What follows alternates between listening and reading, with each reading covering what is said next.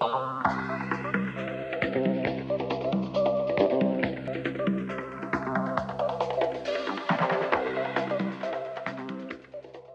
Strangelove, or How I Learned to Stop Worrying and Love the Bomb, 1964, Stanley Kubrick's masterpiece, his satire on global thermonuclear war, the volatile situation here between Russia, the Ruskies and the Americans, and in Strangelove, it's not either side that pulls the trigger, but this Commander Ripper, played by the legendary Sterling Hayden, that pulls the trigger and triggers the doomsday machine. Ooh, my God, the funniest movie about nuclear war ever made, with the comedic genius Peter Sellers playing 3 roles. You've seen the movie, you love the movie. And the movie now returns to the Criterion Collection as a Blu-ray DVD release, special edition. My God, what is this, 25 years in the making? The young whippersnappers don't realize that this is not the first time Strangelove has been on Criterion. The film was released in Laserdisc, on a Laserdisc special edition way back in 1992. This is an edition that was approved by Stanley Kubrick. The transfer was approved by Stanley Kubrick.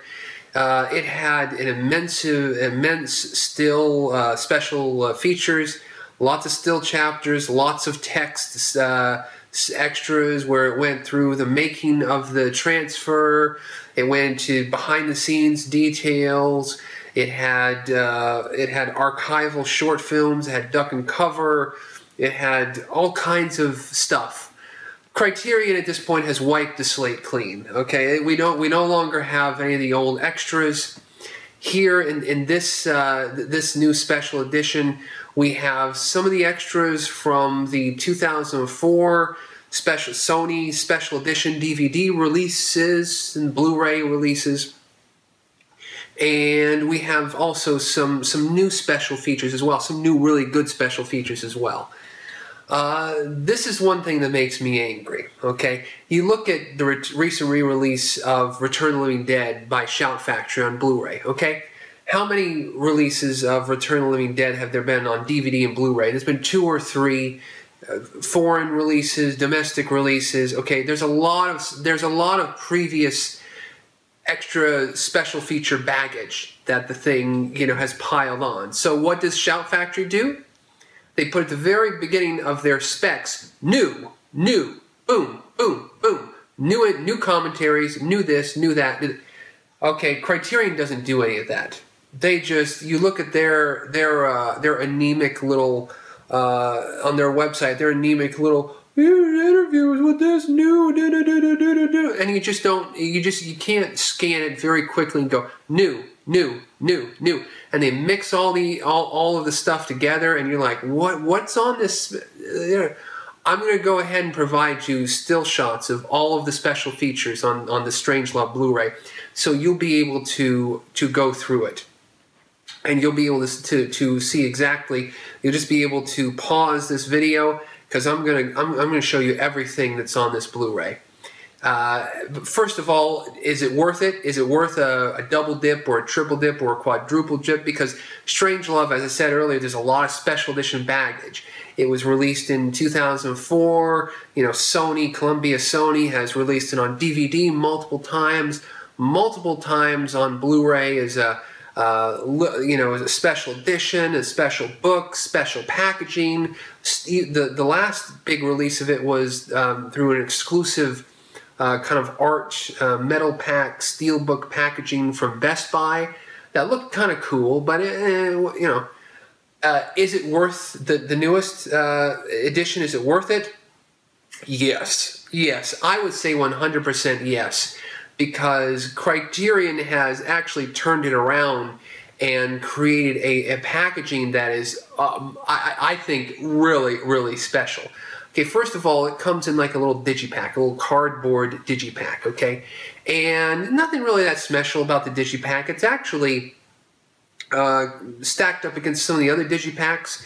it's really like thin. It's really tiny. I mean, if you put it against my Texas Chainsaw Massacre digipack, which is kind of fat, and then some of the super fat, you know, like the like Hard Day's Night, and you know when they were doing like 4-disc DVD, Blu-ray sets and all that stuff. It's real. So it looks slim.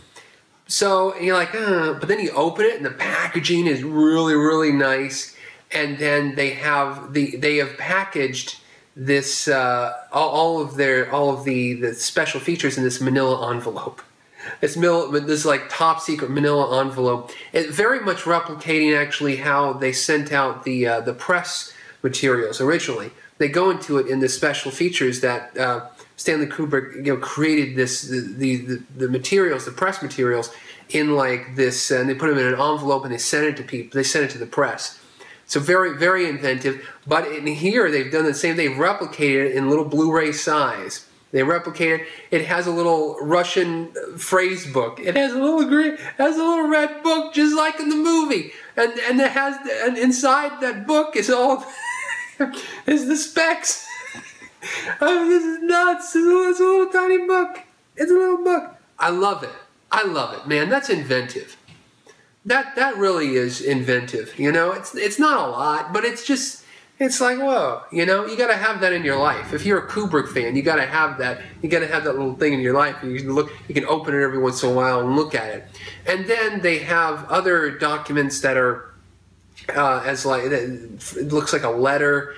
And then they have this. It looks like a Playboy. It's got the picture of the Tracy Reed, you know, the actress from the beginning of the film. And I guess Carol Reed's daughter, right? The director, and she played the secretary at the beginning of the film that General Turgidson is having a deep conference with at night in her undergarments, and and it has her on the cover, and then inside, I believe that's the Terry Southern interview and stuff. Great stuff. Great stuff. As I said, you know, the video transfer in this film is not really an update from the Sony video. They got the video transfer from Sony. It's a Sony. Was done in 4K in like 2004. It's an old video transfer, but it looks beautiful.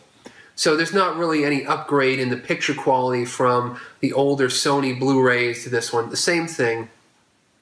But you get the special features, okay? All of those 2004 special features are there, and you also get new interviews with some of the archivists, behind the Kubrick archives, who go kind of in the background, the making of it. You get an interview with Peter George's son, David George, who goes in kind of the relationship between Kubrick and Peter George and how he came to find the story. Red Alert. Peter George is the late author whose book Red Alert was the basis of Strangelove, and it was a very serious book. But throughout when doing the research and everything, Kubrick was like, let's make it into a comedy. This is so absurd. All of these situations are so strange and absurd that we make it into a comedy. But to play it very straight, you know, have the humor arise from the ridiculous circumstances, pretty much. And so we got great interviews with, as I said, the Kubrick archivists, with Peter George's son, with 2 camera operators who worked on Strangelove, these British technicians, who are a little dry, who honestly don't contribute a lot to the mix, but it's great just to hear old stories about Stanley Kubrick, to see here another one. And then we have, of course, as I said before, all the special features from 2004, the featurettes on, you know, the impact of Strangelove and blah blah blah. And so that's all that old stuff. And then we have an exhibitor's trailer.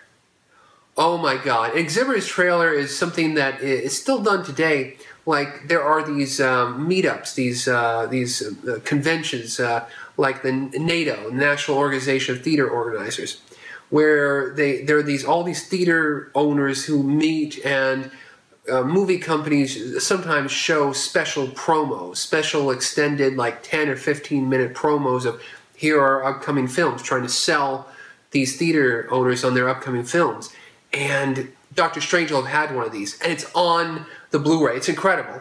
It's a really extended. It's like 10 or 15 minutes. It's clips from Dr. Strangelove, narrated by none other than Stanley Kubrick himself.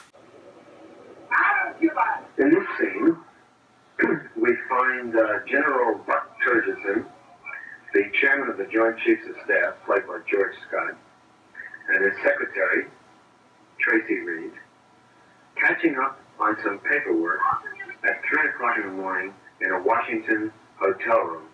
And they're uncut. Stanley Kubrick keeps reminding us throughout this footage, by the way, this stuff is uncut. This stuff is uncut. When they do, they're going to go absolutely ape, and they're going to strike back with everything up. Please remember as you watch this that the material is uncut and that there are many, many angles in the scene for all the characters. But it's great. It's like watching, Sterling Hayden do an uncut version of a take, just a static shot without the close-ups, without unbroken Peter Sellers doing these comic routines, unbroken George C. Scott doing his General Turgidson stuff, unbroken. I mean, it really is quite a delight to see these scenes that you've watched throughout the years in just one unbroken take, without the close-ups, the cuts to the different people. Like, Slim Pickens doing his, talking to the people in his plane in the bomber, but it's just unbroken take of Slim Pickens, talking. It really is cool and something I've never seen before, and something I don't think has been on any other special edition. So the addition of that, and having Stanley Kubrick narrate the film for you and basically tell you what the movie's about, combined with the new interviews, and then there's also that Jay Bernstein audio interview with Kubrick from years ago. That there was a CD of it was on the Kubrick Archives book. It's been on DVDs. It's all over the place. But that is still cool. It's kind of it's Kubrick, a career overview, Kubrick from the 60s. That's really cool, and all of the special features combined and the incredible stellar packaging makes this a wonderful release that if you're a Kubrick fan, you gotta get it. You gotta get it. It's incredible.